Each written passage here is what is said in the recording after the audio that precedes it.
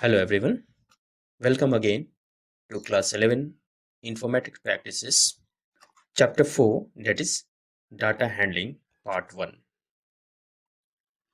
In this part, we'll first see the introduction, then number 2 we'll see the data types, then number 3 we'll see the strings data type, number 4 we'll see this list, number 5 tuples, and number 6 dictionary, and at the last we will summarize the whole data types. Let's begin with the introduction of data handling. In any language, there are some fundamentals which we need to know before writing the most elementary programs. So this chapter introduces some such fundamentals like data types, variables, operators, and expression in Python. Python provides a predefined set of data types for handling the data it uses. Now we'll see the data types. Data types specifies which type of value a variable can store. For this, type function is used to determine the variable's type in Python. Python offers the following built-in data types, that is numbers, string, list, tuple, and dictionary. We'll begin with one by one. Let's begin with number data types. It is used to store the numeric values. Integers are the whole numbers without any fractional part. That means it do not have any decimal part. It can be a negative or positive numbers. Python has three numeric types. That is number one, integers, and integers include the either signed integers or boolean, that is either true or false, that I will explain. Then number two is floating point numbers, and number three is complex numbers. So these are the three numeric types. Now we'll start with the first numeric type, that is integers. Integers are the whole numbers with no fractional part. In Python, integers are represented by numeric values with no decimal points. And there are two types of integers in Python. Number one is, that is integer signed. And integer signed is a normal integer representation of the whole numbers. In Python 3.x, that is in a Python 3 version, integer can be of any length. It is only limited by the memory available. Single data type int is used in Python 3 version to store any integer. To represent the integer, we simply use int. It is a signed representation, that is integer can be a positive or negative.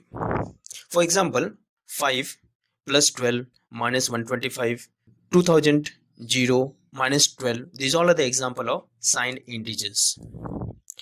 Now next data type under integer is boolean. A boolean type is a subtype of plain integer. It represents the truth value, that is true and false. True represents the integer value 1 and false represent the integer value 0.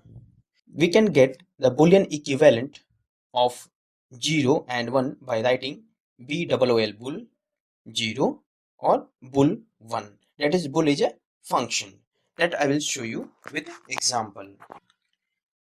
Let's see this window. This is a Python and I will show you how to represent a bool value in Python. For example, I am writing bool bool in a bracket 0. Now you can see I am getting false. Similarly, I am writing bool in a bracket 1. So boolean equivalent of 1 is, that is true. Similarly, if I want the string value of this, I can get the string value also. To get the string value, we have to use str function, str, and I have to write true, true, true. I will get the string value, that is true. Now similarly, I want the string value equivalent to the boolean true. So I should write str in a bracket. I have to write the boolean value, that is false, and I will get the equivalent value of this false, boolean false, in a form of string like this. So this is a boolean function, use of boolean function. Now, as I showed you on the example, the same example, that is bool 0 and bool 1 true. Now we'll see the next number type, that is a floating point numbers. Numbers having the fractional part is called floating point numbers. For example, 25.25 or 3.4258 or 12569.236, etc. The decimal point specifies that it is a floating point numbers, not a integer. In Python, fractional numbers can be represented in two forms. Either it may be a fractional form. Fractional form is, that is a normal decimal notation. For example, that is 12.12, 0.0025 or 147.925, as usually we write. And second is the exponent form. Exponent form means a decimal notation with a capital E. That is called exponent notation. For example, 0.5 E04, that will be equivalent to 0.5 into 10 to the power 4. Let me show you another example. Now, if I am writing 3.5007 E04, now you can see I am getting 35007. It means 10 to the power 4. Now, similarly, if I am writing 100.256 E2, I am writing 100.256 E2. So, what is the value of this? It will be 10025.6. Okay. Similarly, if I am writing 100.256 E minus 02, now you can see I will get 1.00256. This is the another way, that is called the exponent notation in a floating point numbers. Now come back.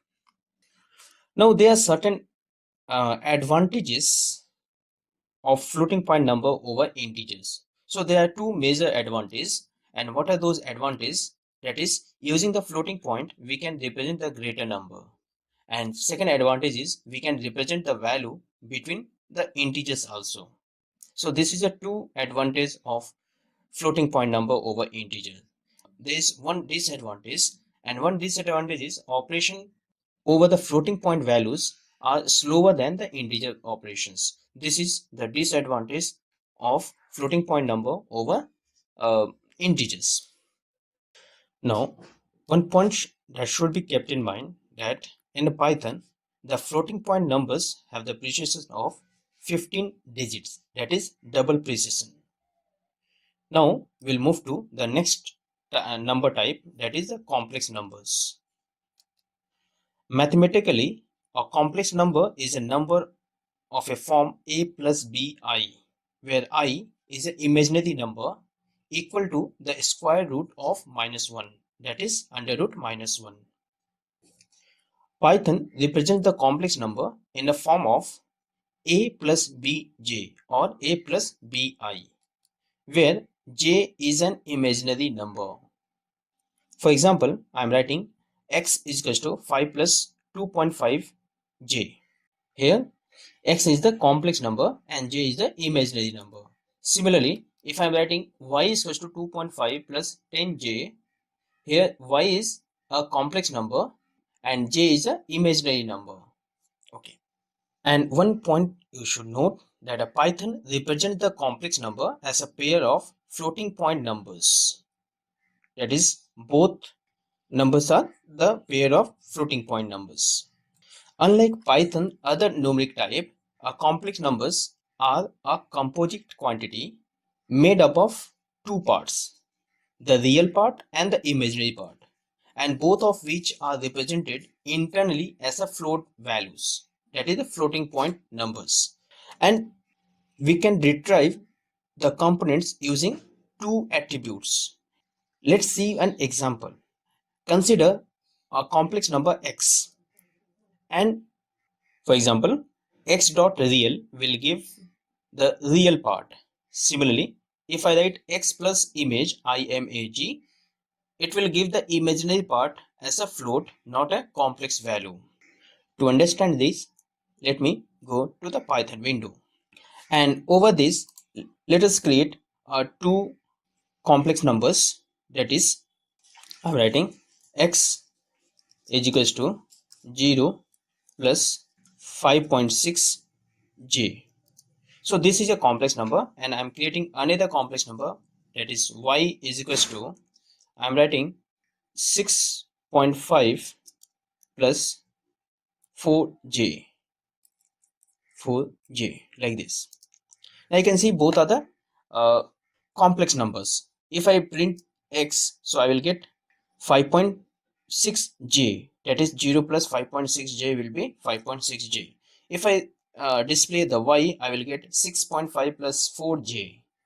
Similarly, if I have to retrieve the real part and imaginary part, what I have to do, I have to write, for example, if I have to retrieve the imaginary part of the y, I will have to write y dot imag.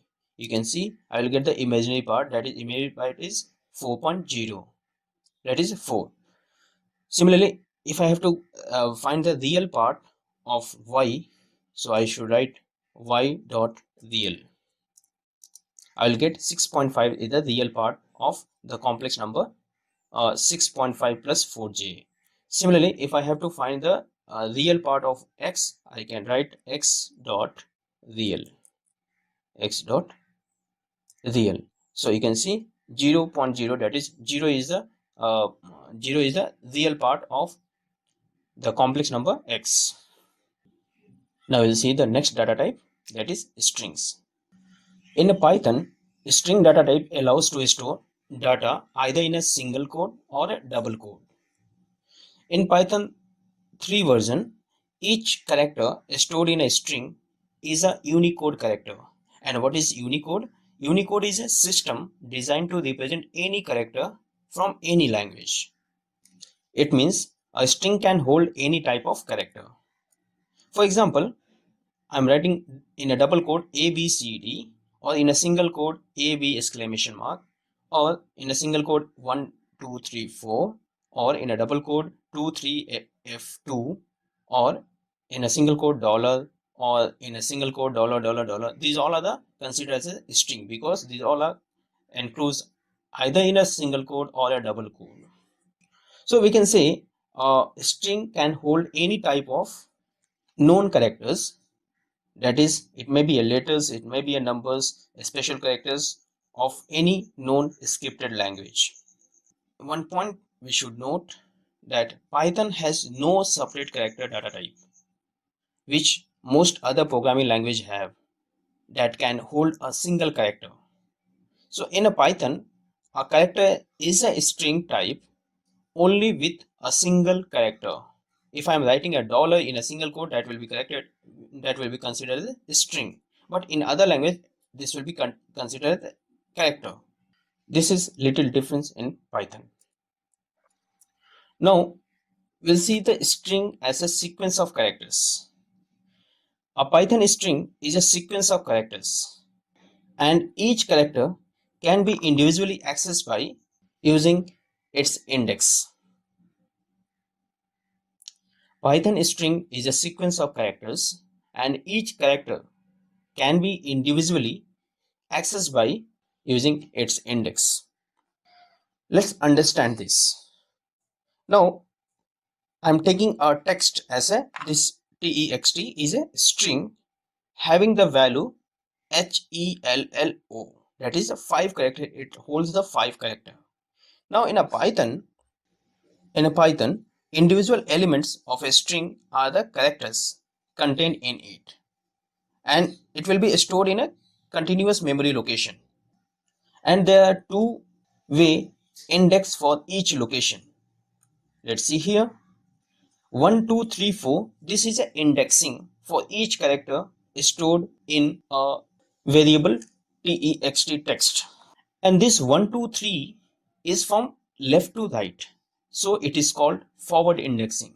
Now, similarly, there is another way of indexing in a string, Python string, that is -1, -2, -3, -4, and -5. That is from right to left. It is called backward indexing. So using either backward indexing or the forward indexing, we can access any element of the string. Now, I have to access the elements, each element of this string text. And to access these, what I have to use, I have to write the uh, string name along with the index in a square bracket. Like you can see, if I have to access the h, I can write text 0 or text -5, I will get h. Similarly, if I have to access e, I can write text 1 or text -4. For the L, either I can write text in a square bracket 2 or text in a square bracket 3. And for next L, I can write text in a square bracket 3 or text in a square bracket 2. That will retrieve the L at the index 3. Similarly, the last value, that is O, I have to retrieve, and O is located at the index 4 or either index -1.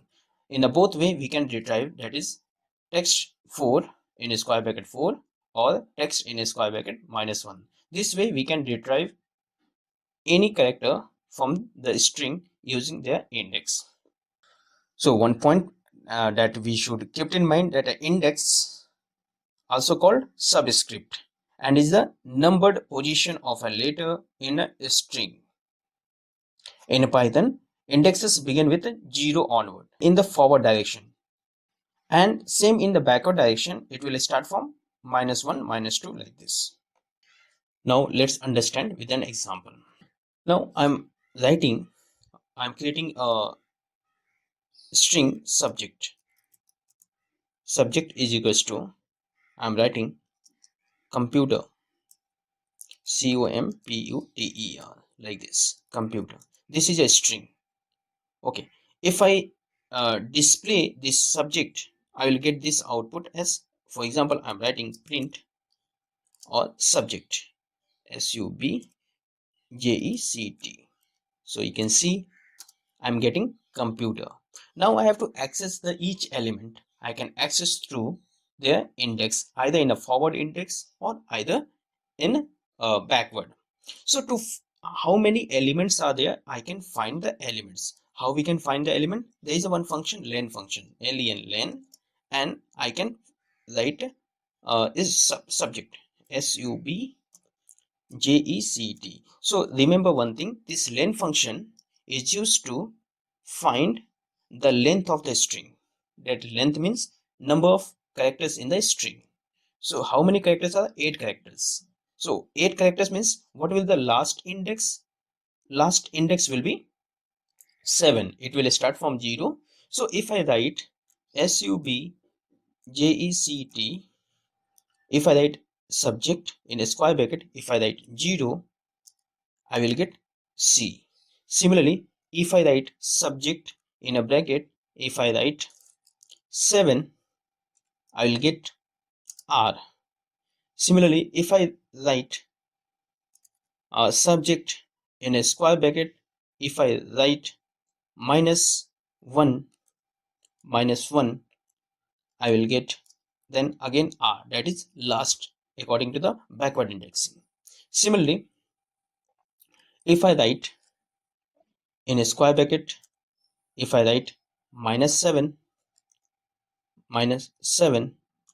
I will get O, that is you can see here -1, -2, -3, -4, -5, -6, -7, and -8. So -7 is O, so I will get O. So if I have to retrieve C, either I can write the index 0 or I can write index -8. So let's see, if I write minus, if I write like this also, I'll print,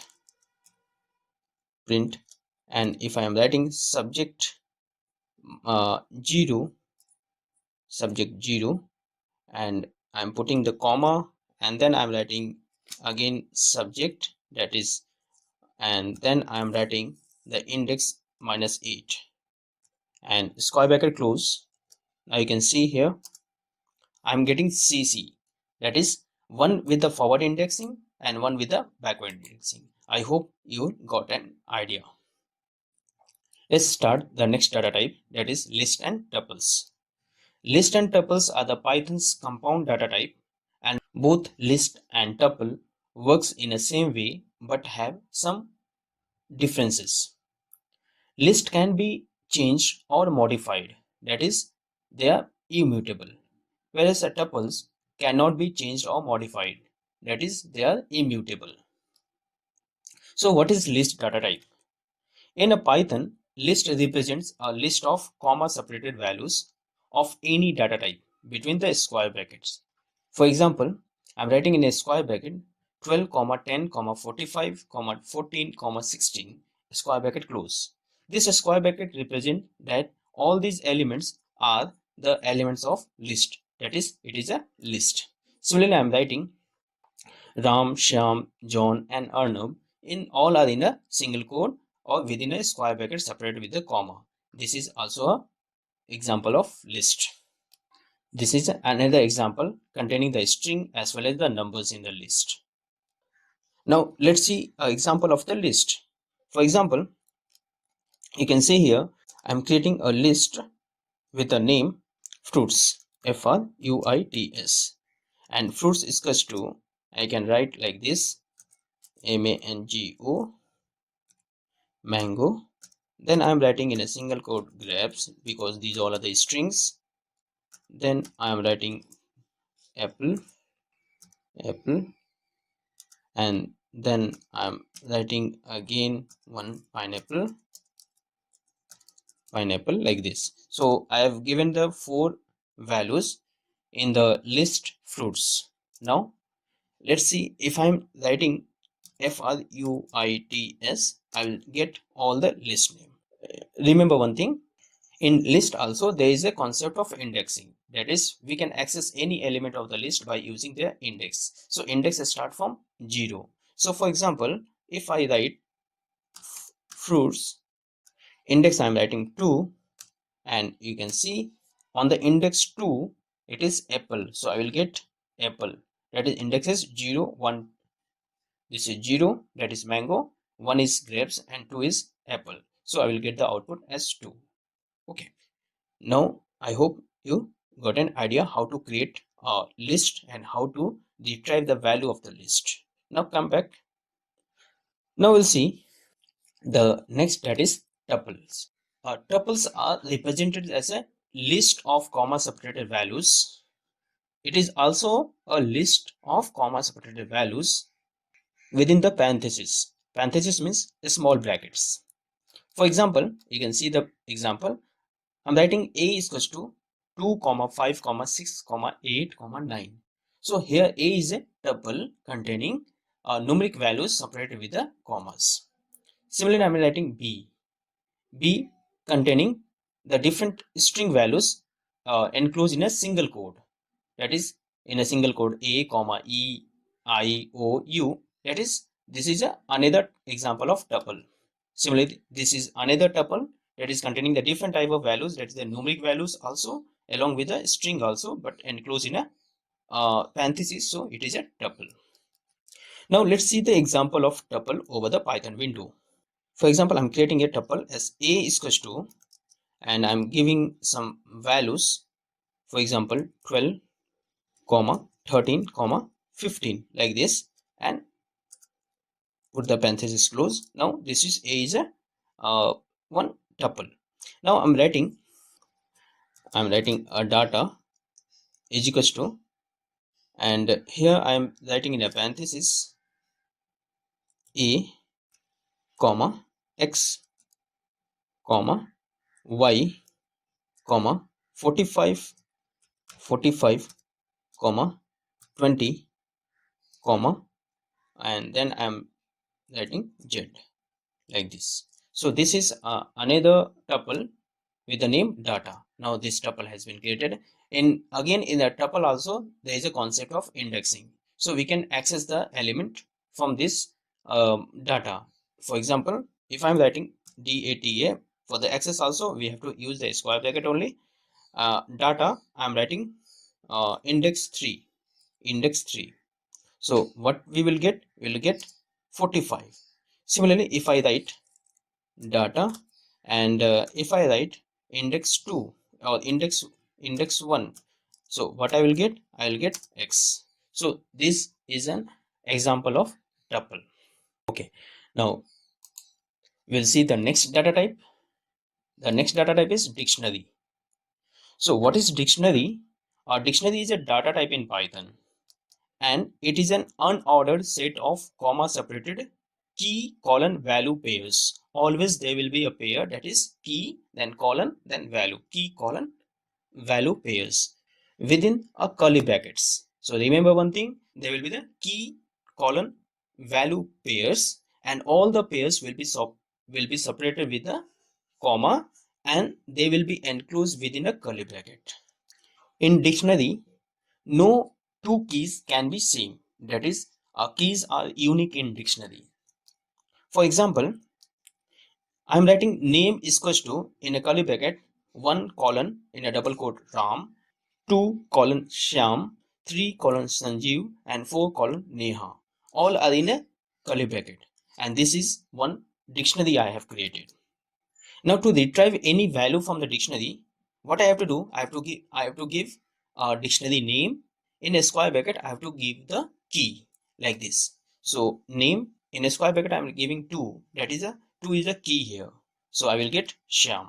So one point we should note that by specifying the key inside the square bracket after the dictionary name, we get the corresponding value from the key value pairs from the dictionary. Okay, now this also we can understand with the practical. Now let's see here. For example, I'm going to create a dictionary with the name DICT is equals to, I'm creating a dictionary for the vowel. So 1 colon, I'm writing A, then comma, 2 colon, I'm writing E, comma, I'm writing 3 colon I, then comma, then I'm writing 4 colon, I'm writing O, and then I'm writing 5 colon, I'm writing U, like this, and at the last curly bracket close and press enter. Now you can see if I print dictionary, print, and in a bracket if I write DICT, so I will get this dictionary like this. Now we can access the elements also. For example, DICT in a square bracket, just give a value 3. So if I give the value 3 in a square bracket, so 3 is the key, and on this corresponding key 3, the value is I. So I will get I. Similarly, I am writing DICT in a square bracket. If I am writing 5, I'll get the corresponding value over the key 5, that is U. So this way we can create the dictionary, and we can access the value from the dictionary. Now we'll come back. So this is all about the dictionary. Now let's summarize the core or built-in data types that we have learned now. So what we have learned, that is the core data types. In the core data types, there are 4 types or 4 categories. Number 1 is numbers. Number 2 is none, that is null values or no values. Third is sequences, and fourth is mapping. Numbers, these numbers are again categorized into 3, that is integers, and integers have sign integers as well as the boolean. Second is the floating point numbers, and third is a complex number. Similarly, in a sequences, there are 3. Number 1 is, that is string, second is list, and third is tuple.